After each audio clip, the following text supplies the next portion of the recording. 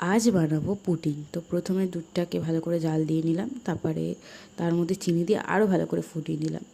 তার মধ্যে একটা বাসন নিলাম, তার মধ্যে দুটো ডিম ভালো করে ফাটিয়ে নিলাম। তারপরে যেই দুধটা ভালো করে জাল দেওয়া হয়ে গেল, ওটা সাইড করে রেখে দিলাম ঠান্ডা হওয়ার জন্য। তারপরে একটা বাসনের মধ্যে চিনি দিয়ে চিনিটাকে ভালো করে পুড়িয়ে নিলাম। তারপরে যেই দুধটা ঠান্ডা হয়ে গেল, তার মধ্যে সামান্য পরিমাণ গোলাপ জল আর ময়দা দিয়ে আর ডিম দিয়ে ভালো করে ফাটিয়ে নিলাম। যেই ভালো করে নাড়াচাড়া হয়ে গেল, ওই আগে থেকে যে বাসনটার মধ্যে চিনি পুড়িয়েছিলাম তার মধ্যে অ্যাড করে প্রেশার কুকারে দিয়ে দিলাম। 2 থেকে 3টে সিটি যেই হয়ে গেল, ওটাকে অফ করে দিলাম। তারপরে যেই ঠান্ডা হয়ে গেল, সার্ভ করে নিলাম।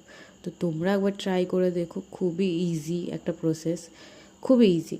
তো তোমরা একবার ট্রাই করে দেখো আর আমাকে জানিও তোমাদের কেমন লাগলো রেসিপিটা। বাই।